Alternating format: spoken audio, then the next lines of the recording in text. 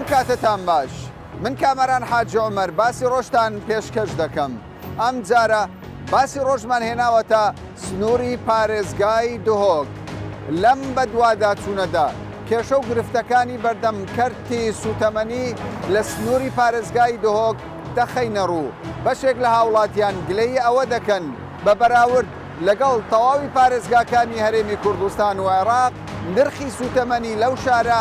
بەرزترە هەوڵ دەدەین لەم بە دوادا چوونەماندا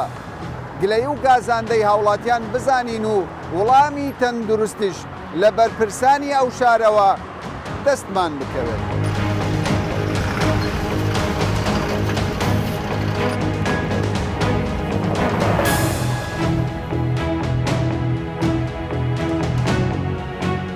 هون وەک هاوڵاتێکی دهۆک نرخە سوتەمەنی چەوە دەبین بنزین نەفت گاز گرانە تونوکە خاوەنی ئەو نانەوەخانەی وسا لا از عامل من الفيرا شو باشا بري نفت ددايا نقول نوكا نفت دستين لا نو كمان نفت نينا نودنا ما حصل ما ينفت نودنا تو وك هاولاتيك داخوازي تشي الحكومة داخوازي ما فيكو بيشك ارزونك چند ما ارزونك خدي هم كي سعرت بري لك انا غاز وبنزين وهم نوكا برميل لك غاز بي 150,000 بله باشا ولا نبض خدي جران باشا تو شد بيجي بو بنزينة ترومبيل والله جران اما هذا يسمى بشتري 450,000 هذا بيريد تطلع 100,000 لا 100,000 دينار عفوا باشا بديت ناتا حكومة دكاري او كاد كيشة شهر سر كحكومة دبيجة من قيران هنا اما بدس حكمة اما حكمة فيدي ارزان قد حكمة بيجي جران قد هم تجلس حكمة بوش الدنيا همية حكمة ارزان قد حكمة جران قد بوش الفيدي حكمة اشد ارزان قد جران قد همي عالمي وصل عندك جار دبيجن لدهوك نرخى بنزين زيادة جران الجبلي باجري والله عامة زيادة بنا بس كردستان يجي يعني حكمة العراق فرق جبل لو يريد شخص بالجهاز بالسيارة ماشي هارنا قليل جار زنقل عنده جار جرون كان جواب كيف أخونا ماشي بريارتي باشا بديت ناتا جداية عراق وهريمي كردستان شنو يعني؟ والله بيجي أما بين وضع صغار ماشي ما يخص زيادة بالكين أو هرك فرقي وهري جداية حكمة غير فرق وغير فرق او برسار دفتهنك همي جار برسي؟ نعم نا برسي نعم نوكا بازاري آزاد باشا لكردستان يعني الحمد لله باشا توكي هاولاتي چند خوازي حكومة شبكة باشا خلي همي هر تشتكي باشا خير في شعبي بيتن هاري كاري بيت باشا هر خير في شعبي بيتن فقير جارا بيتن هاري كاري هو بدن باش همي تشتكي هر خيزانة بنافطة بيت بنزين بيتن غازي بيتن لا بس بنزين بيتن غازي بيت كهرباء بيتن انا في مواليدي كهرباء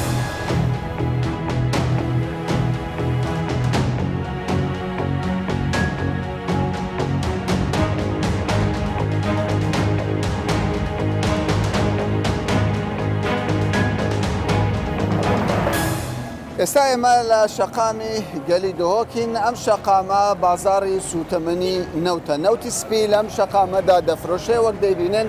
ژمارەیەک لە پیکابەکان چەند بەرمیلێک نەوتیان داناوە ئەوان نەوت بە هاوڵاتیان دەفرۆشن لە بازاری ڕەشدا چەند هاوڵاتێک لێرە دەدوێنین کاسبکاری سڵاو و ڕێک چەوەن باشن نوکە بەرمیلێک نەفت بچەندین 150 نەفتا سپیە بله بەری هەیڤەک چەند بوو نوکە بچەندە برای هیچ تقریبا 135 بود 130 بود بس بگو گرام بود بیا 105 باش چما گرام بووە والله عمزه بیا زوستان دی گرام بود صرفیات کفت سر زوستان گرام باشە لکی دەرێ ئەو نەفتە سپیدی عمل ویرش پانزی خانه دی پانزی خانه بیش نمیش حوله ردین حوله بیدمش بغدادینی بوسای ئەو تەنێ ئەو بازارە نوکە نەفتا سپی بله بس اف بازاره باشە داخوازی گەلەکەنە لەسەر نەفتا سپی والله داخوازی هیا بس گرانه داخوازی گلک سر هیا گازی بکنن بس گاز یا گرانه باشە ینی سەرفیاتێوە زێدە هەنە یان کەمن والله صرفیات زیاده هیا هیا بله هاوڵاتی دیکاری بەرمیلێک نەفت بکڕی ینی دهۆکێ باژارێ دهۆکێدا هەموو خێزانێک دیکاری هر خزانه که وقتی که برمیل کردی تقریبا 2 برمیل 3 برمیل کردیم وگاوه نشیم کردن گاز یا گرانه و یعنی وی افسال آخر یعنی مالا 3 برمیل آسون وگاوه برمیل اگه سوشه ئەو سوتەمەنی هون دەچنە هەولێر بخۆ دەینن یان لە دهۆکی پانزی خانه دینش هفلیره پانزی خانه شهولری دینه وش بغداد ده هولری نرخی هەرێ زێدە چەند بووە ینی ساڵی ڕابردوو نوکە باشترە یان ساڵی ڕابردوو والله نوکه باشتره نوکه باشتره بار تقریبا 170 ابو 80 ابو افساله باشتره ینی تو تەسەوڕ ناکەی بچینە زستانێ زێدە گران ببە دز دی گرام بید دز فصلانه گرام بید دشتا تقریبا 170 اگه 60 اگه 100 هر گرام باش تو دکاری وەک وڵاتێک بۆمە باخابی نرخێ ینی نەفتە سپی چاوا دەبینی والله نفتوسبي بالنسبة چند بارو بيران افصال ارزان تره باش يعني افصال ارزان ترش بارو بيران یعنی نوکە تو لە ماڵی خۆ نەفتە سپی هەنە کڕینە بله حکوومەت دایتە تا نه حكومتنا دائما كريم 150,000 باشە بۆ بنزین چ دبێژی بنزین خێوی خدي بنزينا جرانه نه والله بنزينا جران بحصادها من حصادها جرانه هر فايدة وقف ارزان ترش فيدر كم 450 يا فيدر كي جرانه باشە گلەیتە چی ینی گەلێک جار دەبێژن ینی نرخا بنزین مە بخۆ نفتی مە هەیە دەبێژن بخۆ نفتی خۆمان هەنە ینی بدیتناتە زێدە گرانینە بله جرانه من اونا یه ناف خویه بنزين بتقاد ناف خویه و جرانه حقوق ارزان تر باید خەریکە پێدەنینە ساڵی 2019 وەک بەرپرسانی حکوومەتی هەرێمی کوردستان باسی لێوە دەکەن ڕۆژانە زیاتر لە 400,000 بەرمیل نەوت هەناردەی دەرەوەی وڵات دەکرێت بەڵام ئەوەی جێگای سەرنج بێت لە نێو پارێزگای دهۆکدا هەندێک دوکان دەبینین ئێستاش سۆبەی داری دروست دەکەن کە پشت بە سووتانی دار بەڕوەکانی کوردستانەوە دەبەستێت دەچینە لای ئەم خاوەن دوکانە بزانین لە کەیەکەوە ئەم سۆبە دروست دەکەن و بازاریشیان چۆنە دکاری بێژی ئەو نرخاوی چەندە؟ ئەوە 40,000ەیە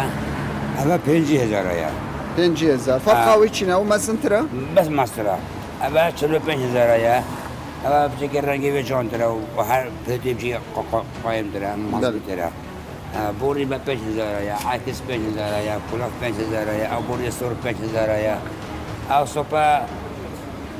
40,000 هەیە 5,000 هەیە وێ ئەجنەبیەوە ئەو ینی دەرەوە هاتیە یە ترکیە بەس ئەوڵەن پدری مەتکردن باشە ji ber çi li dihokê ew soba hene nûke li hevlêrê ew çiştîne دهۆجێ گاز نینە çinîne gaz nîne گاز نینە هەگە بدن عالەمە گاز عالەم سوبە نەکردن نەوەسانە هەگە نەدن عالەم مەجبورە خودی تایرە گناتێدا عالەم مەجبورە باشە Tarîşe- هیچ kes ew soba bikardێنی xelkê bajarê dihokê نه پتر گوندا gundan bajarî ji bikardێnin هەرە وەڵام بۆ کارینایە bixwe هەرە bikardێنin وەڵام başa ew der kîş we dêtin yani داری هیچ مشەیە جیایی داری هیچکە هەیە belê ئەمە nirxê wê giran nîne نه هەر خەلکی گونا دەین نەبێت هەرێکی ملکی خۆیە ینی عردی خۆیە برن و تینن و هێشک تۆ ئیساڵ gaz وەرگرتینە لە حکوومەت ناوەڵام داخوازێتە چییە دەخوازم ئەوە گازتەنە هەمی عالەمێ و مدل سوپا همین رابطن بلا هم قصر دفی نه مشکله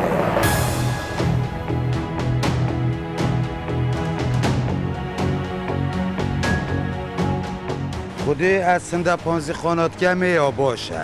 عادیاویش یا باشه و هنده کاجت کمی نه باشه و نرخیویش اولای گرانه جا خاص بو تکسیه یا گرانه گله کره بەشێک لە گلەی هاوڵاتیانی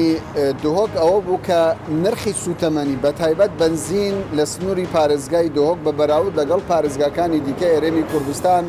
گرانترە باسییان لەوە دەکرد جۆری سوپەر لە هەولێر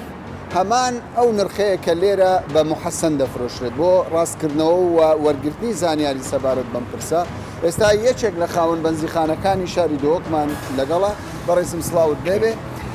لە هەولێر سێ جۆرە بنزین هەیە لە سلێمانی سێ جۆرە دەتوانم بڵێم لە تەواوی کوردستان سێ جۆرەیە بەڵام لە دهۆک دوو جۆرە بنزین هەیە نهێنی ئەو پرسە چییە؟ بەخێراتن بنزینی ئەمە بنزینی کارە بنزینی کار ئەمە دەکڕین بە 765 و بە 760 بە دوو لە سعر دەکڕین و دەیفرۆشین بە 790 ئەمە یەک مەحەسەمان لە تورکیەوە تێت لە کۆمپانیای دەریاشین دەکڕین ئەویش ئۆپتانی وە بزانم 90 تا 91 بنزینێکی زۆر چاکە کەواتە ئێوە دوو جۆرتان دوو جۆرمان هەیە. بەڵام لە هەولێر سوپەر هەیە ئێوە بۆ سوپەرتان سوپەر نییە لە ئەسڵدا نییە زەحمەتە ئەگەر هەبیتیش سعری زۆر گران دەبیت یعنی ئەوەی ئێستا لە بازار دەفرۆشرێ بە ناوی سوپەر لە ڕاستدا بە سوپەر نییە والله ئەجاوە دەبی حکومت دوچین کە ئەم ناتوان بلێم هەیە یان نییە بەس بە تەسەوی من نییە کەوایە لە دوهۆک محەسەنەکە هەمان ئەو بنزینەیەکە لە شارەکان دیکە بنەکە خەڵک وە دەرێت زۆر چاکترە زۆر چاکرا سەرچاوی هێنانی بنزین بۆ ئێوە تورکیا و کۆمپانیای کارە ئەو دوو ڕێگامان هەیە دەست باشترین بنزین لە هەرێمی کوردستان چ جۆرە بنزینێکە ئێستا کە بفرۆشرێت ها یەکەم تورکی ئەوی لە تورکیا تێت و دووەم کارە و هەیە بەنزیخانەش هەیە دەینێت نەفتەیە نازان چییە لە ئیران تێت و لە ئەوەی تێت و بەس باشترین ئیستا بەزیمان کارە باشە بۆچی مەفهومێک دروست بووە دەڵێن گرانترین نرخی بنزین لە سنووری پارێزگای دۆهۆکە نا بنزینەکەمان چاکە کریاری بنزینی کار 765 و 760 ئەمستە لێرە دەیفرۆشم بە 790 دەیفرۆشم هەنی ئەوەیە لتری 25 نارە ئەگە سید ناربیت نییە زیادە نەقسی هەیە و تعلیفی هەیە باشە بۆچی بنزین لە بەغدا لە مووسڵ لەو سنوورانە هەرزانترە لە کوردستان گرانترە تۆ وەکو خاوەن بنزینخانەیەک هۆکارەکە بۆچی دەگەڕێنیتەوە ئەوە پەیوەندی بە حکوومەتە پەیوەندی بەمانیان من نازانین بە شێوەکی گشتی بازار ئازادە ینی بۆ هەر کەسێک هەیە بنزین لە تورکیا بهێنێ لە وڵاتێک بهێنێ پێمان دەڵێن بتوانانی لە بچی بۆخۆی بینی هەندێک جار دەگوترێت بازاری سوتەمەنی قۆڕخکاری تێدا کراوە ینی تەنیا چەند کۆمپانیەیەک دەتوانێت ئەم کارە بکە ئەمە ڕاستە؟ نا گەرجە تەڵەبیان ئەمەکردیە بڕۆن بینن بەس نەچوونەوەی ئێستا پێمان چانە بیت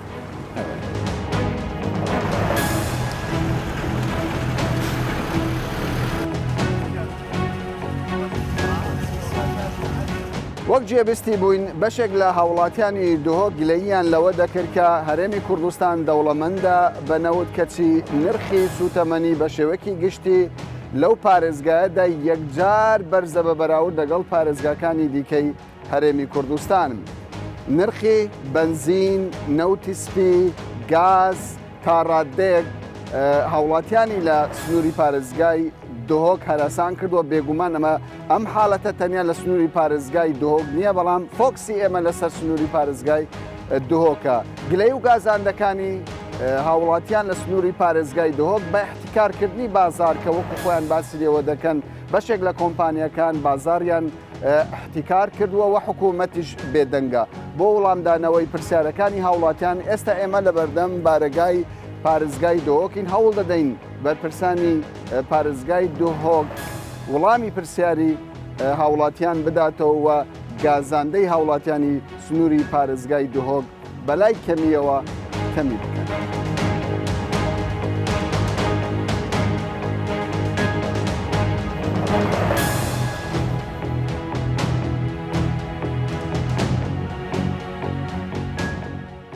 کاک ماجد باز لەوە دەکرێ ینی نرخی هەرێ زێدە لە سوتەمەنی لە باژارێ دهۆکێ ji ber çi و نرخ وسا زێدەیە هەکە بسیارەتر سەر سوتەمەنیت حکومی بیتن ez bawer nakim çikû tiştê hikûmî biha êke sûtemenî wî çil vêrê wî çil hewlêr wî çil Silêmanî tercihekî bîtin. Renge wê jî cihekî bu cihekî ew veguhastina wî sûtemenî heta dîta hewlatî hiçek cewaz dede hebe. Bes gelendê jî dihûkê em behsê gaza spî bikeyn, nefta spî bikeyn. Erzantir dîta hewlatî jî gelek cihekî. Baş بەڵام yani sûtemenî hikûmî heye nefta spî hene Bele beşek hikûmeta Iraqê têdin ji Bexda têdin bu hemî herêma Kurdistanê xwarezgeha dihûkê jî behraxweya hêj rêje ew rêje bû xwarezgeha dihûkê têdin ser hewlata têde daweş kir. Bes ew rêje çend e yani ihtiyacê yani parêzgehekî wekî dihokê têr dike? Nevîja ne tinê ihtiyaca xwarezgeha dihûkê ihtiyaca hemî herêma Kurdistanê têr naketin çikû Lîv pê zanên min rêjeka gelek kêm e. Yani rojane rengeş 500,000 lîtra nebûrîtin bu hemî herêma Kurdistan. Ev kemiye an ev rêjer ser her çar parêzgehê herêma Kurdistanê de daweş kirin. چپێ نەبێتن ئەوە ڕێژەکە gelek کێمە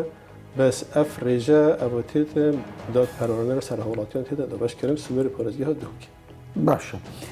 یعنی gelek car hawlatî dibêjî me bi xwe neftê xwe difirişîne derve kompaniyê me hene yani ji ber çi nefet benzîn gaz hemî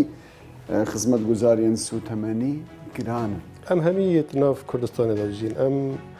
قەیرانێت وان 4 ساڵە هەکەم دەستپێکی هەتونکە بین نەبیێڕەخە حکومەتە هەرێمە کوردستانی چۆڤێ لێ بووە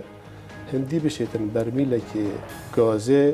هەناردە بکەتەش دەرەوە کو ببیتە پارە ببیتە بودجە بۆ حکومەتە هەرێمە کوردستانی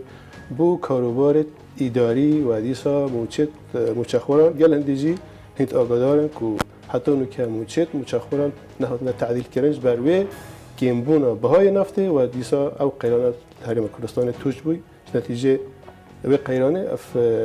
چپێنەوێت ئەنجامێت خراپ هەبوونە سەر تاکێ کوردستانی باش بەس کاک ماجد نوکە نرخە نەود لە بازارە جیهانی بۆرسەیەدا بە $75 ئەگەر پیچێک زێدەتر یان کەمتر بەس نوکە لە باژێرە دۆکێ من پرسیە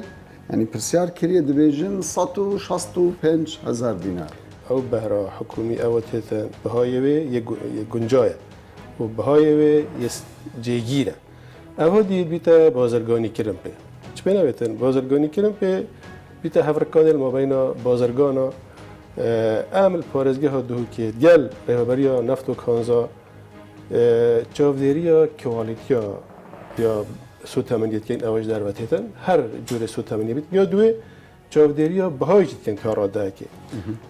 بەس ئەوە توت بێژی تو ئاماژە پێت کە کونوکە بەهای نەفتی هاتی $75,000 دینارە $75 ئەوێ کارتێکردن چ پێ نەبێتن بلندبوون و نزمبوون ئەوێ هەرێمە کوردستانیشت کردن بۆ نمونە بنزینێ وەختی بەری چەند ڕۆژە ئەم بەری هەیڤەکێ بەهای بەرمیلە گازا برنت بۆرسا جیهانی $82 بەهای بنزینە لێرە گرانتر بوو نوکە چونکو بەهای وێ بەرمیلە گازێل بورسا جیهانی هاتێ خارێ بەهای بنزینێژی ڕێژەیی دیسا هاتێ خارێ دووکێ و هەمی هەرێمە کوردستان باشە نوکە لە دەردۆری مووسڵ دەف حکوومەتە عێراق لترەکە بنزین ب $450 لە هەولێر ینی حەفسەتە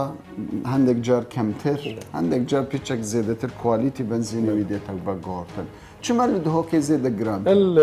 مثل بۆژێرەکێ پتر عێراقیە ئەم زانێ یعنی عێراق حکومەتە عێراق گشتی پشتەوانیە وی کەرتیکەتن بۆ هاوڵاتی شیانێتن دەوڵەتەکە و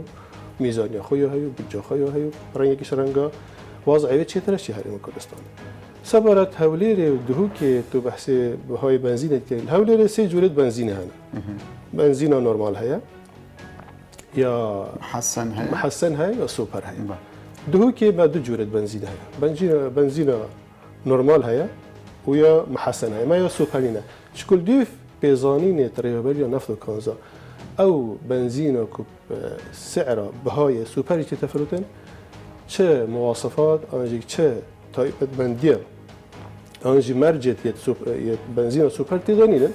بەس لێرە یەک تەصنیف کرد یەکی لە سێ جور بۆ هەندێک و ئەو جیاوازیە بەهای هەبیدن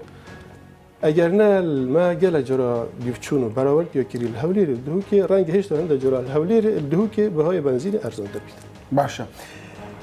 تۆ سادەبێژی ئەو پارەی نوکە دێتە فرۆشتن دەستی حکوومەت دەکەوی لە ڕێ سوتەمەنی دێتە گیرفانی حکوومەت بەس گەلک جار چاودێر و هاوڵاتیش و سادەبێژن احتیکارەکە مەزن هەیە لە باژێرە سوتەمەنیێتە هەندێک کۆمپانیا ئەو پارە بۆ گیرفانی شخصی دچە یعنی بە هەرزان سوتەمەنی دەست دخەن بە زێدە گران دەفرۆشنە هاوڵاتی ئەس دەوێت تشتی بێژم ئەوێ ئەس پێ بەرپرسیار و من پێزانی سەر بەهای سوتەمەنی ئەوەی کوش دەرڤەتێتن گازوئی لە ئەن بنزین بیت ئەن گازە سپی بیتن هەرچەندە گازە سپیچ دەرڤە بار نەکەم بێتن ئەکە ژێری و ناوەڕاستە عێراقی بێتن بنزین ڕەنگە پشکەکە گازوئی لەژی بێتن ئەوێ یاد دەستێ ئەکو بێژن تاجر ئینن و بازرگان تینن ئەوە مە گوتی بەلنوکە ئەم چاودێریە کوالیتی و دیسا کاراتایەکی بەهایشت کرد باشە سەرچاوەیە هاتنە سوتەمەنی بۆ سنوورە پارێزگای دهۆکیش جێ بنزين بريكو تركي تيتر بس معناوي نكو مصدر تركيا تني ترانزيت تركيا اف بازرگان الدهوكي ابد كو بنزين تنش رخ تركيا بتينا شبينا بيت اب تنين چونكو ديسا الدرفي سنور بارزگاه دهوكي سنور حوليله ديسا سنور سليمانيه كو سنور ديال دولة إيران هي جمهورية إسلامية إيران هي ديسا ديال عراقي هي رنجة جيريا عراقي دولة ديسا خليجي اف کرستی سو تمنیه نخواستنا بنزین تیتا هریما کردستانه سبارت گازو ایلی چند مصفا هکت هر چند نیاسایی نجی یل سنور پارزگی ها دهوکی هین کو نخواست ما مولده اوید مولد اهلی کو کهربای دنا حوالاتیان بتریوان آنجی بتر هکو بیجن جیدر دابین کرنا گازو ایلی لوان پالاوگیهانه و خدان المولده شوان خود کرد زۆر باشە لە نرخ ئاگاداری وە هەنە ئەو کۆمپانیا لە تورکیا بنزین دێنە نرخی بچەند دەکڕن و بچەندیش دەدەن هاوڵاتی بەڵێ ئەو چمێ ناوێت ئەم دیرچوونەتین ئەو کۆمپانیا ئینی دەڕەنج ئەو کۆمپانیت و بنزینێت ئینەن ئەم چەند جارە گازیت کەین و گەتروی نەخۆرێ و هەر جار جارە مووقفی هەلوێستیشان داخواستکەین کە هەلوێستێ تێبێژین یه سو تمنیه نخواستم او کرستی او تین کو بنزینه کل هر وقتی ما آماده پکی بورس جهانی که نظم بیتن بلند بیتن وقتی بلند بیتن ام تینا آگادار کردن دیسا وقتی نظم جی بیتن ام سرم فرض کردن که بیا بیتن ریجا نظم بونه دیسا او کرستی خو ارزان میکن و فعلا جی بری چند حیفا بها رنگی کی بود نکل حتی سی کی جی بنزین خانه جی رنگی کی دیگه کو ریجا کی ارزان تلهات باشه نرخ دەستێ وەدایە یان بازار نه نرخ نه دەستێ مەدا چکو وەختی ئەو دەبێژین بەرمیلێ نفتا برند سەر ئاستێ بۆرسا جیهانی بچتە $80 من ئەوە دەستێ نایە مەدایە و نایە حکومەتە عێراقیدا و نەدەستی چ حکومەتە